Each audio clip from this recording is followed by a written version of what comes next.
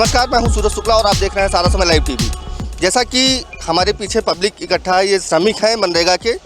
इनकी कुछ समस्याएं हैं, कुछ बिंदुओं पे ये भूख हड़ताल में बैठे हैं। इनका आरोप है कि खंड विकास अधिकारी ऊंचाहार इन्हें रोजगार मुहैया नहीं करा पा रहे हैं। आखिर क्या कारण है, हम उनसे सीधा जुड़ेंगे और उनसे बात करेंगे, जानेंगे कि किस वजह से खंड विकास परिषद में इनको धरना देना पड़ा। पूरा मामला क्या है। हमारे साथ अनुज उपाध्याय जो ग्राम सभा के सदस्य भी हैं और प्रधान प्रतिनिधि हैं, हम उनसे बात करेंगे और जानेंगे क्या है पूरा मामला। क्या नाम है आपका? हमारा नाम अनुज उपाध्याय है। क्या मामला है आज? मामला ये है कि पिछले साल मेरी माताजी प्रधान थी और हम लोगों ने जो मनरेगा में काम करवाया था तो करीब 10 से 11 लाख रुपए हमारा भुगतान बाकी था और हमारे साथ साथ ऊंचाहार विकासखंड की कई ग्राम पंचायतों का भुगतान बाकी था। मैंने बीडीओ साहब से अनुरोध किया, धरना दिया, आप लोग की जानकारी में है भी कि अगर आप हमारा भुगतान मत करिए तो अन्य ग्राम पंचायतों का भुगतान करिए। और ये बड़ी खुशी की बात है कि हमारा नहीं किया और अन्य ग्राम पंचायतों में कई ग्राम पंचायतें जो आज भी भुगतान हेतु शेष हैं, लेकिन कुछ ग्राम पंचायतों का किया। यानी उस लड़ाई का थोड़ा बहुत असर मिला। लगा कि 63 लाख रुपए का पक्के कामों का भुगतान हुआ। उसके बाद लगातार हम बीडीओ साहब से कहते हैं कि जो पुराने प्रधान हैं बेचारे, उनसे फर्म वाले परेशान करते हैं, उनसे पैसा मांगते हैं और आप उनका भुगतान कर दीजिए, आप हमारा पहले न करके उनका ही कर दीजिए।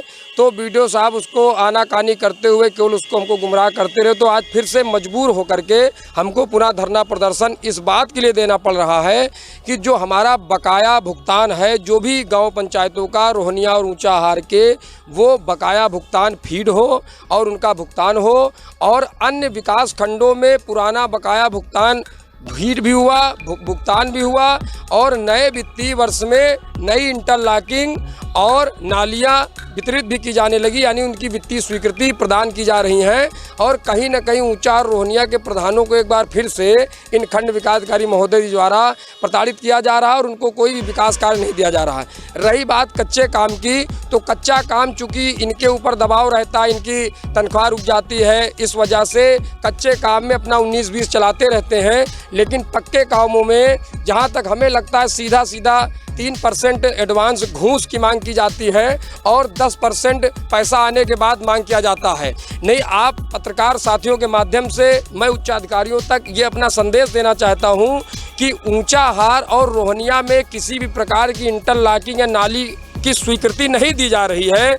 वहीं जगतपुर है, चाहे जिंगना हो, हेवतवा नेवड़िया हो, सलवन के कई ग्राम पंचायतें, महाराजगंज, राही है, अमावा है, वहाँ किस नियम से और किन नियमों के अंतर्गत मनरेगा का पूरा एक्ट वहाँ के लिए बदल जाता है या धारा उपधारा बदल जाती है, ये बहुत बड़ा सवाल है। चूँकि जो हमारा रेशियो होता है वो रायबली जनपद स्तर पर मेंटेन होता है। हम प्रधान साथियों का, यानी ऊंचाहार के 54 प्रधान साथी, रोहनिया के 26 प्रधान साथी, इन सबकी मेहनत का और हमारी ग्राम पंचायतों के गरीब मनरेगा श्रमिकों के द्वारा जो दिन रात मेहनत करके कच्चा काम किया जाता है, उसके बदले जो गांव सभा में पक्का काम विकास हेतु मिलना चाहिए वो दूसरे ब्लॉकों में जा रहा है। तो ये अपने आप में हम लोगों को जहां तक लग रहा है कि हो सकता है पैसे की डिमांड हो, बाहर पैसा चल रहा है। नहीं, सीडीओ साहब को स्वतः संज्ञान लेना चाहिए। जगतपुर, सलवन और अन्य ब्लॉकों में क्यों स्वीकृति दी गई, किन नियमों से दी गई? नहीं, मैंने भी कच्चा काम किया है, मैं मांग रहा हूँ, यहाँ धरने बैठा हूँ, मुझे एक भी काम नहीं मिल रहा पक्का काम पिछले 1.5 सालों से। ऐसा क्यों हो रहा है?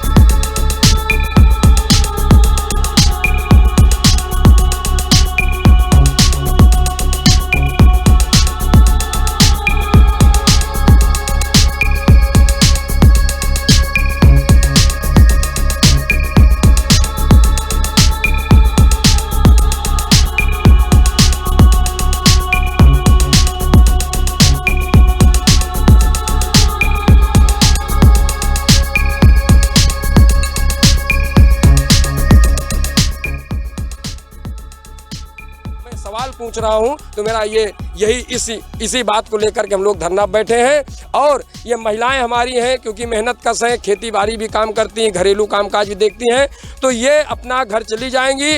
लेकिन मैं अनवरत यहाँ तब तक बैठा रहूँगा जब तक ऊंचाहार की 53 ग्राम पंचायतों के बकाये बिल भले भुगतान न हो, उनकी फीडिंग नहीं हो जाती है। रोहनिया के सभी ग्राम पंचायतों के बकाये बिल की फीडिंग, पक्के बिल की फीडिंग नहीं हो जाती है। और नई वित्तीय स्वीकृति हमें ना दें, लेकिन ग्राम पंचायत अन्य जो है, जो ऊंचाहार ब्लॉक की 53 ग्राम पंचायतें, रोहनिया 26 है, वहाँ इंटरलॉकिंग नाली स्वीकृति नहीं दी जाए। और यदि यहाँ इन 2 ब्लॉकों में ना दी जाए तो वो स्वीकृति बाकी के 16 ब्लॉकों में भी ना दी जाए, केवल कच्चा काम वहाँ भी चले, तब हम लोग धरना नहीं देंगे। नहीं, अनवरत मेरा धरना चालू रहेगा। अब इसके लिए मुझे वीडियो द्वारा या किसी भी द्वारा किसी भी तरीके का मुझे कष्ट दिया जाए, मैं यहाँ पर धरना देता रहूँगा, मुझे चाहे सारी रात अकेले ही क्यों ना बैठना पड़े। जैसा कि पिछले दिनों पट्टी रहस कैथवल की जनता, यही वो स्थान है जहाँ पे पट्टी रहस कैथवल की जनता पिछले दिनों धरने पर बैठी थी, तो वीडियो और संबंधित लोग भी आए थे समझाने बुझाने के लिए। आपसे क्या वार्ता हुई थी और धरना कैसे शांत हुआ था पिछली बार?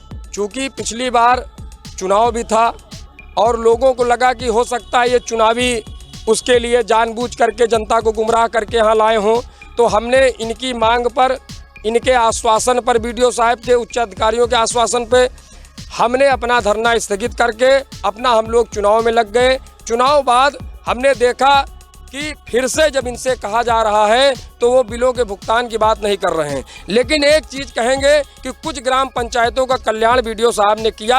अब वो कल्याण पैसा लेके किया है या कैसे किया, ये उनका हृदय जाने, उनकी आत्मा जाने। क्योंकि अगर मैंने पैसा नहीं दिया तो हमसे भी बता देते, मैं भी पैसा दे देता और मेरा भी भुगतान हो जाता। अन्य मतरौली ग्राम पंचायत का भुगतान बाकी, आइमा जहानिया का बाकी, उनका भी भुगतान हो जाता। रही बात बाकी के प्रधान सामने क्यों नहीं आ रहे हैं, तो कहीं ना कहीं एक डर है जो मैं पत्रकार साथियों के माध्यम से अभी उसको नहीं स्पष्ट करना चाहता हूं। लेकिन मैं अन्य प्रधान साथियों से भी अनुरोध करूंगा कि आप मेरे धरने में मेरा साथ ना दें, लेकिन अपनी ग्राम पंचायतों में जो आपको इंटरलॉकिंग और पक्का काम मिलना चाहिए उसकी लड़ाई तो लड़ सकते हैं। अगर आपकी गांव पंचायतों में नहीं मिल रहा है तो जगतपुर से लेकर के अन्य ब्लॉकों की ग्राम पंचायतों में क्यों मिल रहा है, कैसे मिल रहा है, किन नियमों से मिल रहा है। तो अन्य प्रधान साथियों से अनुरोध भी है कि वो भी अपना अधिकार पहचाने, अपनी लड़ाई लड़ें, ताकि हम ग्रामीणों को भी बल मिले। और जो भारत सरकार और उत्तर प्रदेश सरकार की मंशा है कि ग्रामीण क्षेत्रों में ज़्यादा से ज़्यादा रोजगार मिले, ज़्यादा से ज़्यादा ग्रामीण क्षेत्रों की सड़कें, नालियाँ, तालाब इत्यादि सबका निर्माण हो, चौमुखी विकास हो, भारत सरकार और उत्तर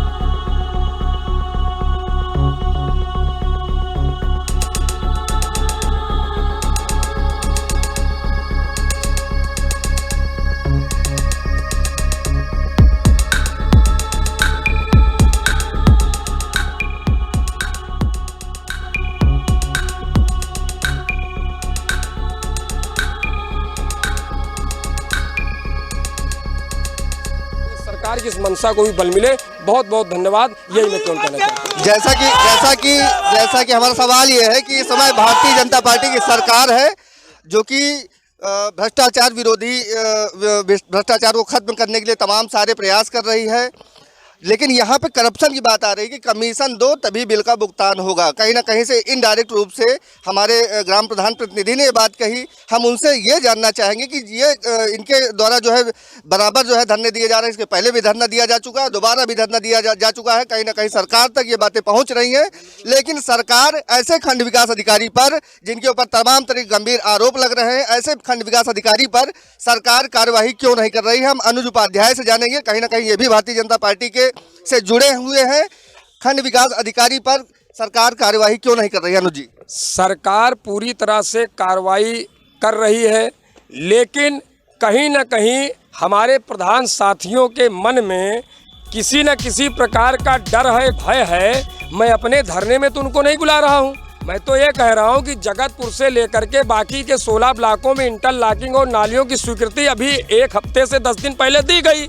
तो आप लोग क्या सो रहे हैं कि आप अपनी ग्राम पंचायतों में विकास नहीं कराना चाहते हैं? मैं अपना अधिकार ले रहा हूं, अभी मैं 53 के साथ लड़ाई लड़ रहा हूं। नहीं, मेरा जो रेशियो बनता है मैं अपना अधिकार विकास खंड मुख्यालय लेके जाऊंगा। और रही बात सरकार की, तो सरकार ने नहीं रोका है। भारत का संविधान कहता है कि जब आपके अधिकारों का, कर्तव्यों का उल्लंघन होने लगे, आपके अधिकार से आपको कोई वंचित करने लगे, तो उन अधिकारों के लेने की लड़ाई है। और मनरेगा श्रमिकों के साथ साथ ग्राम पंचायत के चहुमुखी विकास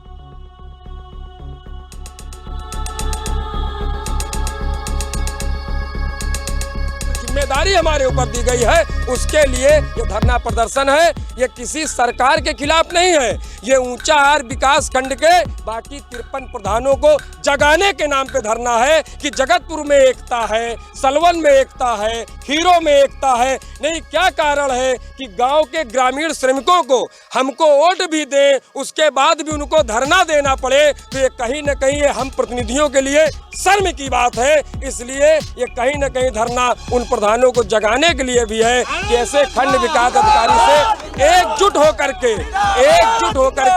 किसी पार्टी या राजनीतिक प्रतिद्वंद्विता की बात न करके अपने अधिकार के लिए एकजुट हो और अपने अधिकार को पहचान के अपना कार्य लें। आज वो दिन है, भारतीय जनता पार्टी की सरकार में आज वो दिन है जो गरीबों को, गरीब श्रमिकों को धरना करना पड़ रहा है। ऐसे में कहीं ना कहीं सरकार की छवि भी धूमिल हो रही है।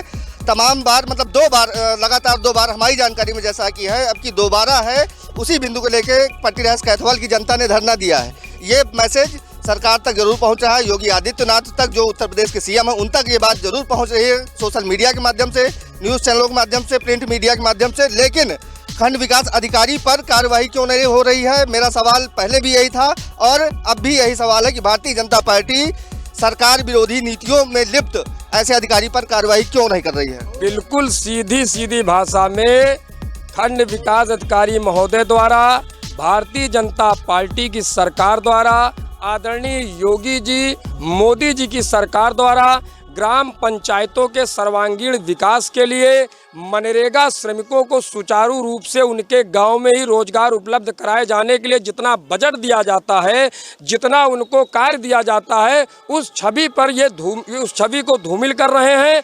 और वो धूमिल करने का कार्य कहीं न कहीं हम प्रधानों की एकता, अखंडता को आपस में बांटता है।